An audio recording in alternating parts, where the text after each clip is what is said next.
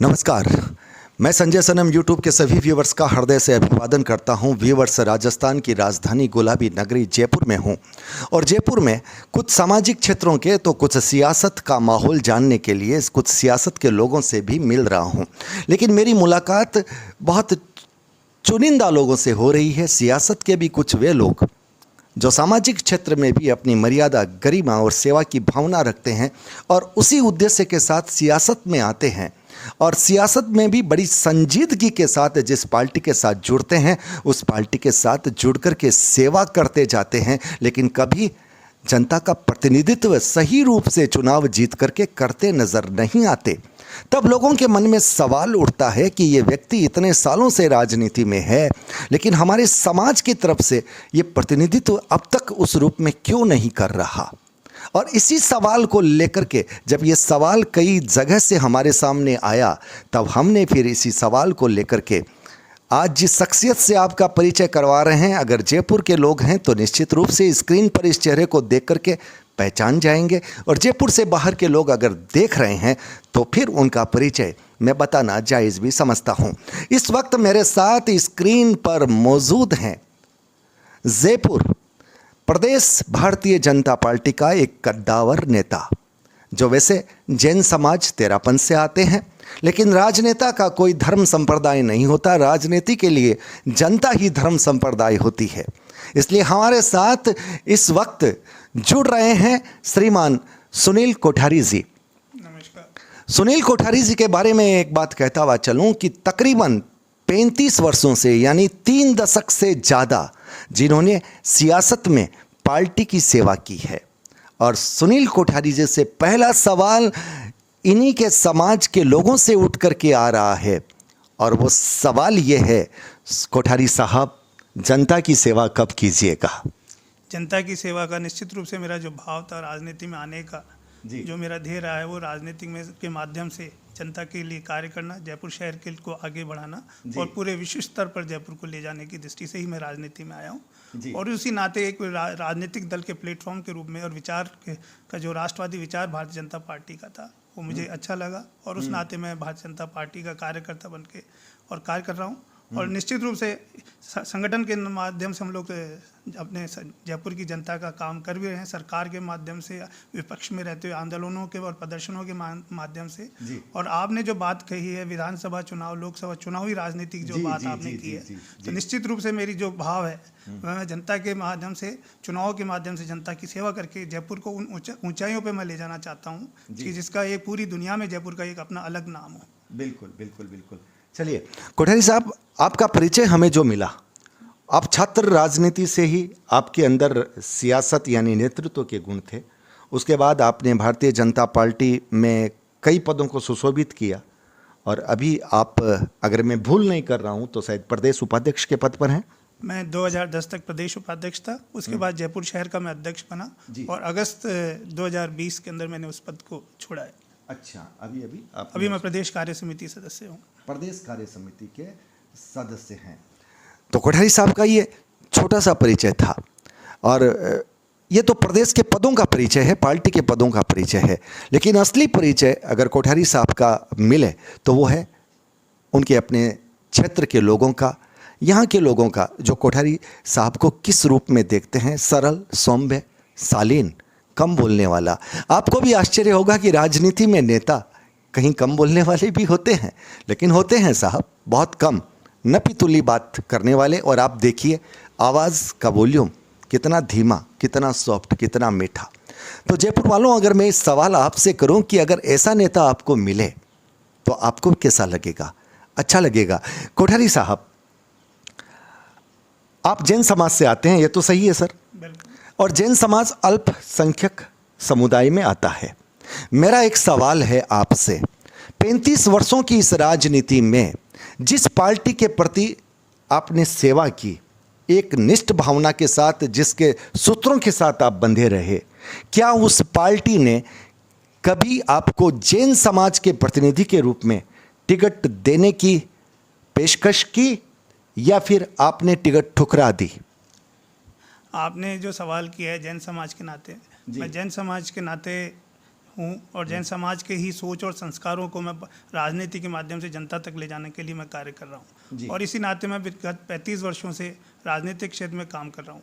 आपने बात कही चुनाव में टिकट के दृष्टि से, तो चुनाव में टिकट केवल जाति का भी अपना महत्व होता है, लेकिन उसके बाद टोटल जो एक राजनीतिक समीकरणों की दृष्टि से एक अपना अलग स्थान होता है। और पार्टी में काम करते हुए इस हिसाब से पार्टी का जो जयपुर में वोटरों की संख्या है उसके हिसाब से निश्चित रूप से लगभग एक विधानसभा क्षेत्र तो जयपुर में जैन समाज को प्रतिनिधित्व अवश्य रूप से मिलना चाहिए। लेकिन सर मिला? अभी तक तो नहीं मिला। नहीं।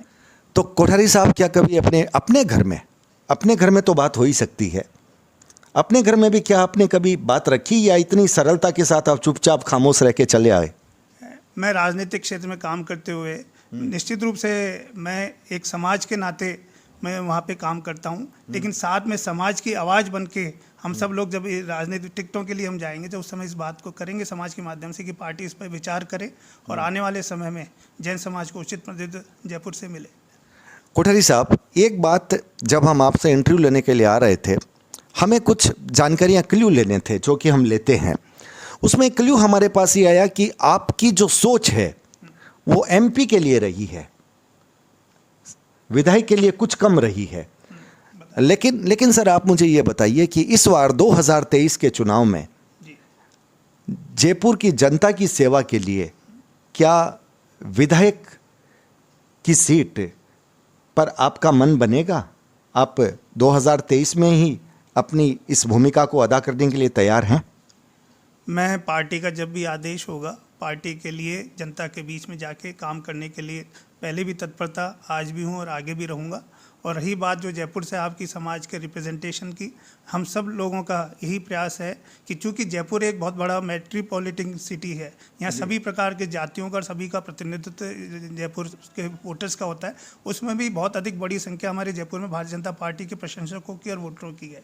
और इसलिए हम सब का ये मानना है कि जो पूरी जो जयपुर की सीटें हैं उसमें से एक सीट पे जैन समाज को हमें प्रतिनिधित्व विधानसभा के अंदर मिलना चाहिए।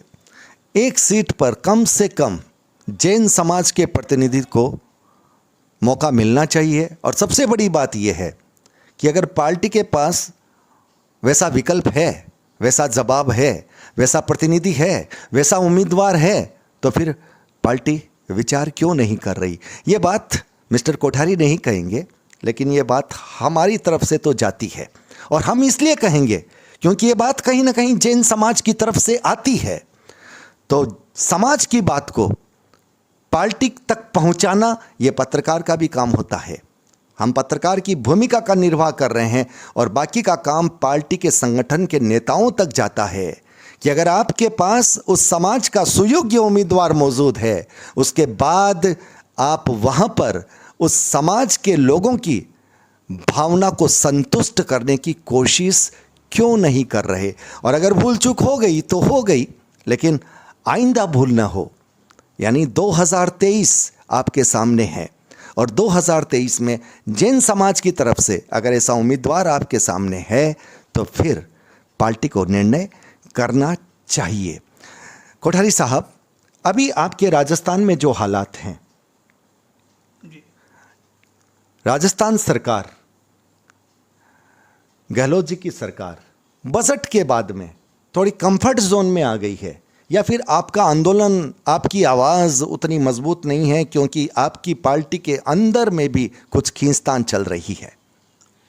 आपने जो बात की राजस्थान की, अभी बजट सत्र के बाद की जो आराम की बात कहते हैं, मैं बात ले जाना चाहता हूँ 2017 के 18 के चुनाव, विधानसभा चुनाव के बाद से ही, जब से मुख्यमंत्री जी गहलोत साहब ने पदभार संभाला, तब से राजस्थान के लॉ एंड ऑर्डर्स की स्थिति आप देख लें कि किस प्रकार राजस्थान के लॉ एंड ऑर्डर की स्थिति है। दिन पे दिन गिरावट आती जा रही है, महिलाएं सुरक्षित नहीं है, थानों में जिस तरह की स्थितियां बन रही हैं, थानों के अंदर जिस तरह से महिलाओं के साथ अत्याचार हो रहा है, जिस प्रकार राजस्थान की आर्थिक हालात की बात करें, कोरोना में जिस तरह की स्थितियां राजस्थान के अंदर बनी, और जिस प्रकार राज्य सरकार ने अपने जिम्मेदारी को पूरी तरह से जिम्मेदारी न मानते हुए और जो एक आम और गरीबों तक जो भोजन सप्लाई की बात करनी थी, वह सभी को एक कुछ जाति और समुदायों के लोगों को तुष्ट करने के नाम पे जिस तरह का रंगा नाच नचाया गया, और जयपुर में जो जिस तरह का कोरोना फैलाया, हमारे माननीय मुख्यमंत्री जी जिस तरह भीलवाड़ा के पैटर्न की बात करते हैं, तो साथ ही मैं उनसे बात करना चाहता हूँ जयपुर के पैटर्न की, जो उनके नाक के नीचे है, कि किस कारण से जयपुर के अंदर कोरोना का जब प्रकोप जयपुर में फैला, और आज भी हम जिस प्रकार की स्थितियाँ देते हैं कि राजस्थान के अंदर सबसे ज़्यादा जो जब स्थिति है वह जयपुर की बिगड़ी, तो कहीं ना कहीं प्रशासन अक्षमता की जो बात गहलोत सरकार के ऊपर से स्पष्ट होती है। और स्वयं कांग्रेस के अंदर हमने देखा किस प्रकार गहलोत जी की, सचिन पायलट और गहलोत जी के आपस में जो वैमनस्य की बात है वो अब कोई छुपी हुई बात नहीं है। और लगातार अभी पिछले दिनों चाहे वो एससी के विधायकों की बात करें या एसटी के विधायकों की बात करें, और लगातार जो उन पर जिस तरह से उनके पर आरोप और प्रत्यारोप, वह अपने आप में गहलोत सरकार की कमजोरी को इंगित करते हैं। सर बात ठीक है, आपने कोरोना के काल के दौरान की बात कही, तुष्टीकरण की आपने बात कही, मुस्लिम तुष्टीकरण है, चलिए ठीक बात है। लेकिन सर एक बात है कि सचिन पायलट और अशोक गहलोत के बीच में जो चल रहा है वो ठीक है। आपका आंदोलन, आपकी आवाज़, आपकी पार्टी की कमज़ोरी क्या आपको नहीं लग रही कि वो जो आवाज़ उठनी चाहिए वो आवाज़ क्यों नहीं उठ रही? मैं आपको स्पष्ट बता दूं कि ऐसे भारतीय जनता पार्टी की आवाज़ की में कोई कभी नहीं है। अभी 3 दिन पहले ही उन्होंने हल्ला बोल कार्यक्रम के माध्यम से सरकार को और जनता के माध्यम को जागृत करने की कोशिश की है, और राजस्थान में बीजेपी का जो है नेटवर्क प्रत्येक बूथ और घरों तक है, और उसके माध्यम से हमेशा सदैव उसके तो 24 घंटे इंटू 7 है, लगातार भारतीय जनता पार्टी इस काम के लिए काम करते रहते हैं, चाहे वो सेवा के काम हो, चाहे आंदोलन के हो, या जनता की आवाज़ को उठाने को। भारतीय जनता पार्टी राजस्थान में सदैव भारतीय जनता की पार्टी राजस्थान की जनता के साथ है, उनकी आवाज़ है और आगे भी रहेगी। 2023 के प्रति क्या आप आश्वस्त हैं कि क्या भाजपा वापस आएगी राजस्थान में? निश्चित रूप से 2017 के जो चुनाव है वो भी हम कोई अशोक गहलोत को उसका कोई जनता ने जनादेश नहीं दिया था। हमारे ही भारतीय जनता पार्टी के कुछ कारण, हमारी कुछ कमजोरियों के कारण से हम जनता को अपने साथ नहीं ले पाए। मुझे पूर्ण विश्वास है हम सब लोग मिलकर 2023 के चुनाव में पुनः राजस्थान में काबिज होंगे। तो वो जो कमज़ोरियाँ, जो गलतियाँ जिनकी तरफ आप बात कर रहे हैं, इशारा कर रहे हैं, क्या वो गलतियाँ, कमज़ोरियाँ अब ठीक कर दी गई? देखिए, जो आदमी गलती से सबक लेता है वही आगे बढ़ता है। और मैं आपको बात करा दूं 2008 के चुनाव की बात, तब भी हमने चुनाव हारा था, लेकिन आप पलट के देखेंगे कि 2013 के चुनाव में हम किस तरह भारी बहुमत से 172-73 सीटों के जनादेश के साथ और 25 लोकसभा सीटों के साथ हम आगे बढ़े थे। मैं आपको विश्वास दिलाता हूँ कि पुनः एक बड़े भारी बहुमत के साथ भारतीय जनता पार्टी राजस्थान में काबिज होगी। सर राजस्थान में कहा जाता है एक बार बीजेपी एक बार कांग्रेस, कहीं आपका गणित उस तरफ तो नहीं जा रहा? नहीं, मैं उस दृष्टि से काम नहीं कर रहा। मैंने आपको जैसे बताया कि कुछ हमारी ही कुछ कमजोरियां थी जिनके कारण से हम 13 के चुनाव में हमने मात खाई, और निश्चित रूप से जो गलतियों से सबक लेता है वही आगे बढ़ता है। और आने वाले समय में पार्टी उस दृष्टि पे काम भी कर रही है। सभी लोग एकजुट होकर, एकमुखी होकर आने वाले 2023 के चुनाव में हम पुनः जनता के बीच में जाएंगे और जनता का विश्वास हासिल करेंगे। कोठारी साहब, राजस्थान की जनता को कोई संदेश देना चाहते हैं? मैं जनता को आज इस माध्यम से कहना चाहता हूं कि वर्तमान में जिस तरह की स्थितियां हैं और जो राजस्थान में लॉ एंड ऑर्डर और है, तो हम सबको स्वयं को जागरूक होकर अपनी अपनी जो समाज के प्रति, अपने आसपास मोहल्ले समाज की जिम्मेदारी निभाते हुए हम इन चीज़ों का ध्यान करें कि कोई भी असामाजिक स्थितियां हो या भूख की हो या दिक्कत हो, हम सब मिलकर उसके साथ खड़े हों। और भारतीय जनता पार्टी भारतीय राजस्थान की जनता के साथ खड़ी है और आगे भी रहेगी। अचानक मेरे दिमाग में एक सवाल फिर आ गया। अभी नगर निगम के चुनाव हुए थे सर, आपने एक बोल्ड खो दिया, दर्द है आपके मन में? निश्चित रूप से जयपुर जैसे शहर का जो लंबे समय से राजस्थान में और जयपुर के अंदर भारतीय जनता पार्टी का वर्चस्व रहा, लेकिन उसमें भी आप देखिए किस प्रकार कुटिलता के माध्यम से अशोक गहलोत सरकार ने पहले परिसमन किया।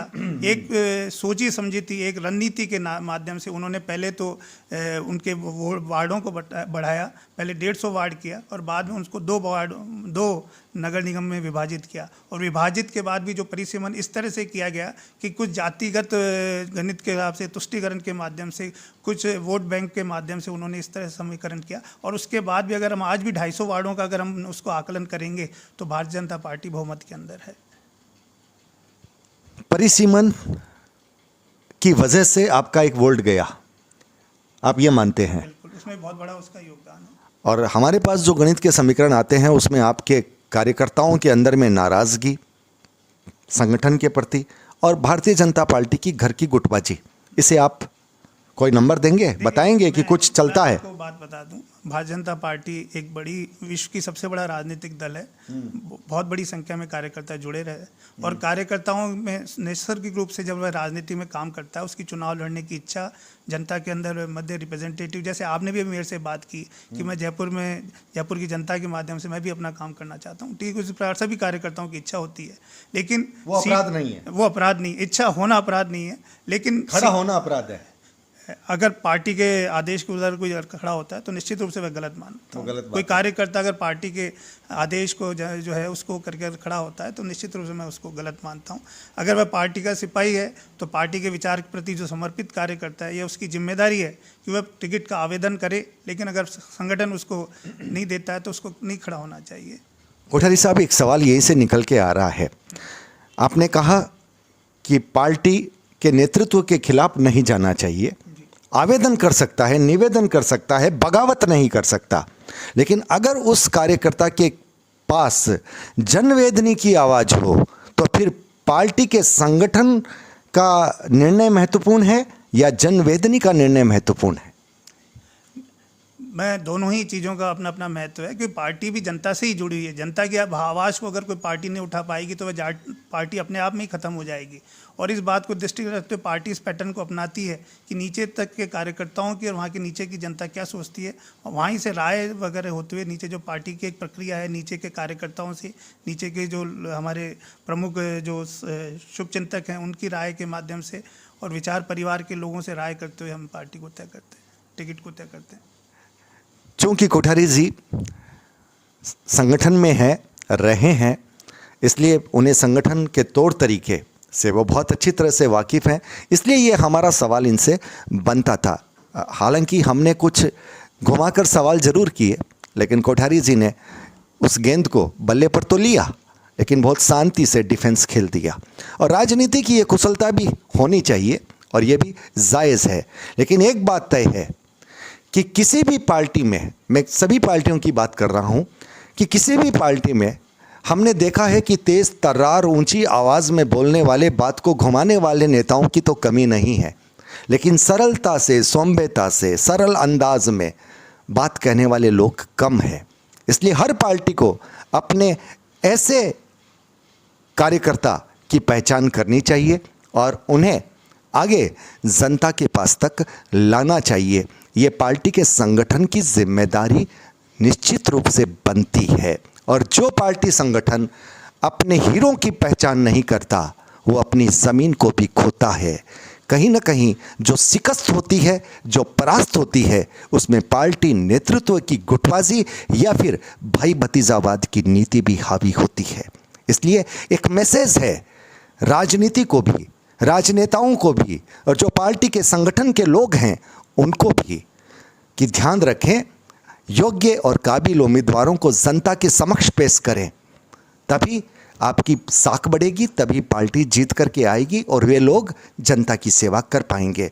कोठारी जी, आज आप हमारे साथ जुड़े, इसके लिए आपका बहुत बहुत शुक्रिया जी। माध्यम से लोगों तक पहुंचाना चाहूँगा, विशेषकर सभी अच्छे लोगों से जो विशेषतर आपने जैन समाज की बात की, जैन समाज के भी हमारे जो सभी लोग जो इसको कार्यक्रम देख रहे हैं उनके माध्यम से, कि राजनीति एक निश्चित रूप से एक देश के दिशा देने का, देश को आगे ले जाने का एक माध्यम है। और निश्चित रूप से उसमें जिस प्रकार के लोग आएंगे उसी प्रकार के उसमें निर्णय और आगे होंगे। अगर हम सब लोग यह अपने देश को आगे ले जाना चाहते हैं, राजनीति को बेहतर बनाना चाहते हैं, तो मैं जैन समाज के भी लोगों से आग्रह करना चाहूँगा कि वे जैन समाज में अपनी सहभागिता की बात तो करते हैं, लेकिन उनकी सक्रियता की बात में अगर बात करेंगे तो वह मामूली से बहुत शून्य के करीब ही, शून्य से कुछ % है जो गिने चुने लोग नजर आएंगे।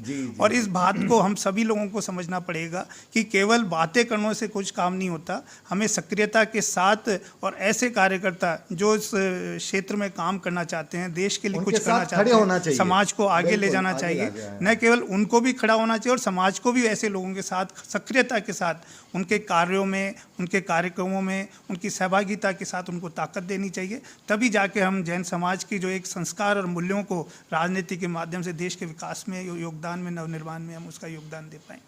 बहुत सही और सदी बात आपने कही, यानी जयपुर में जैन समाज में आलोक हिरावत जैसे लोग होने चाहिए। मैं सिर्फ इतनी सी बात मैं कहूँगा, क्योंकि ऐसे लोग होने चाहिए जो सामाजिक के साथ राजनीति की भी पकड़ रखते हैं और जो चाहते हैं कि समाज के ऐसे लोग आगे आएं।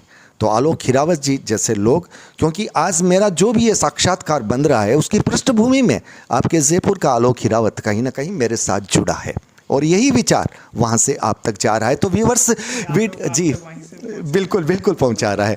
तो व्यूवर्स वीडियो को लाइक कीजिएगा, शेयर कीजिएगा, चैनल पर अगर नए आए हैं तो सब्सक्राइब करना मत भूलिएगा, बेल बटन को दबा दीजिएगा। आप हमारे डिजिटल फर्स्ट न्यूज़ को ज्वाइन भी कर सकते हैं।